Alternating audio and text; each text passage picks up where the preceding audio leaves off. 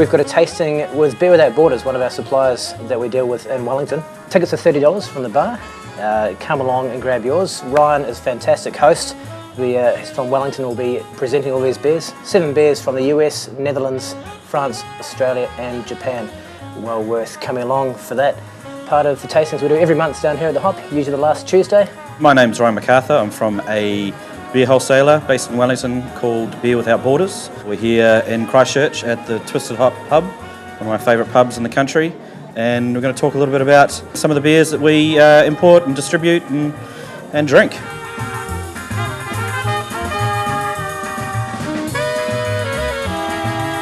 Welcome along to the second tasting that I've run here this year. They don't have a sort of theme, otherwise I'd say welcome to the second, but it's just, yeah, great to be back in Christchurch, great to be back at the Twisted Hop, one of my favourite places in the world. We've got some pretty cool beers. Last time they all were big barley wines and imperial stouts. This time there's only 2 beers at 15% out of 7. It's funny, I was looking through it just before going, I thought I sort of kept the alcohol down, and then, yeah.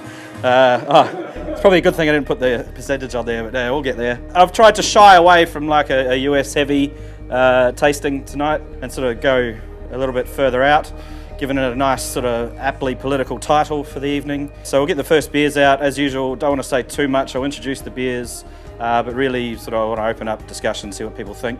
And the first beer that you can see that we got there is Snakebite from Gigantic in Portland, Oregon. The word snakebite seems to send terror into the hearts of many. It doesn't have the greatest connotations. I've got enough beer for, yeah, like, I've figured it out. Everyone's got some beer. There's maths involved. No one's going to miss out. Yeah, Snakebite. It was a beer brewed for the Craft Brewers Conference earlier than this year. This year it was in Portland. So it's a collaboration between Gigantic Brewing Company, Bo's All Natural Brewing Company, and Cider Riot, which is a cidery, funnily enough. Mostly the things that you can read on the side, but it's 2/3 Kolsch, 1/3 cider, and a little bit of blackcurrant. People either sort of so far have loved or hated this beer, so it's interesting to see what people's reaction will be without, you know, it's difficult when you have a snake bite to get that sort of the history of that those horrible times out of your head. So what do people think? It's something you're going to hear from me a lot tonight, but a bit more blackcurrant. Yeah. It's definitely there in the aroma. I think it might be a champagne yeast as well, so there's a little bit of sort of phenolics there, a little bit of sort of bubble gum, I think it is, with sort of blackcurrant bubble gum almost. It's a style that's sort of underrepresented, or at least by name underrepresented in New Zealand.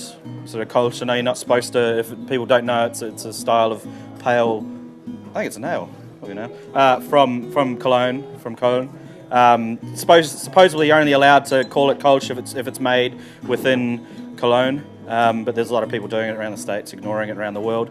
I know of a few beers that have been released in New Zealand that are Kolsch's by nature, but they're not by name. It's a dirty word, sort of like putting wheat on a beer label. You know, if you put wheat on it, if anyone knows about selling beer, put wheat on it, it just doesn't sell to a point. Anyone not like the beer? It's growing on you. It grows as it blows out. Yeah. There's a sort of nice little soft, appley acidity there, and I was toying with the idea of having this beer right at the end, maybe, but I'm glad we're having it now because I don't think it'll be powerful enough to cut through the bigger beers we're having later as a sort of refresher before you go downstairs and have a pint. It's a pretty interesting beer, though. I mean, and this is one of the beers. So with Gigantic, they they have 2 beers that they brew year round, and then they have 2 seasonals at any one time. Basically, a lower alcohol one and a higher alcohol one. And the seasonals they'll only brew once. Well, they brew it 3 times to fill a fermenter, but brew it once, and then they'll never brew it again. So you'll never see this again. So the next beer is one of 2 beers that we've got from Baird Brewing tonight. One is exceptionally fresh-ish, as in it came in recently, and the other one's a couple of years old. We recently got our biggest ever shipment from Baird. It's a sort of a reinvigoration of the brewing company over here in New Zealand, so we're pushing them pretty hard, and it's been going very, very well. Now, this is the Wabi Sabi Japan Pale Ale. It's a Japanese pale ale that has wasabi and green tea in it. Not to be confused with a Garage Project beer of the same name.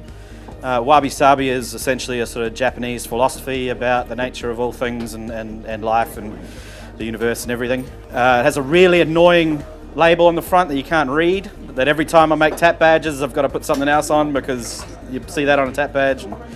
But it's the sort of thing that's part of the joke. Wabi Sabi is a sort of a philosophy about finding the sort of perfection and imperfection. It's an imperfect label, but it's a pretty fantastic beer. A big thing it's funny about Brian is that he always said he'd never make sort of stunt beers with all these crazy ingredients, but then he continues to bring out beers like this. But first and foremost, all the beers from Beard are all about sort of drinkability. So these ingredients, these extra sort of special ingredients are really just right in the background. You get sort of a little hint of wasabi. I think there's quite a bit of green tea. I should pour myself some, it's been a while. The beers from Beard are also fantastic food beers. They use, I think every beer, except for maybe one or two, and they make a lot of different beers, have sugar as a fairly main ingredient. Most of the beers, the house yeast seems to be a Scottish ale yeast. They only use whole cone hops as well. Very particular. They've got this $1 million hop back from Germany that they love. A lot of the beers have fruit in them. Cheers, bro. A lot of the beers will have fruit in them, Japanese fruits. We had one recently, it was called Fruitful Life IPA, which I think started off as a McKellar collab, and it uses local Japanese lemon and citrus fruits. What do people think? Yeah, it's pretty surprising. Like, as soon as you sort of read it here that it's got wasabi and green tea in it, you sort of expect it to be a little bit bigger and a bit more intense, but it's a supremely drinkable beer. Yeah. All the bottles they're all bottle conditioned. All the kegs are keg conditioned, which has had some interesting reactions at bars and stuff. Kept expecting that wasabi headache thing to happen though. I really want, where you get it feels like it's ripping your hemispheres of your brain apart. But what do other people think about it? We're having a 10% beer later on, but it's a wheat wine as opposed to some sort of big dark imperial stout or something quite interesting. I'm a big fan of these guys.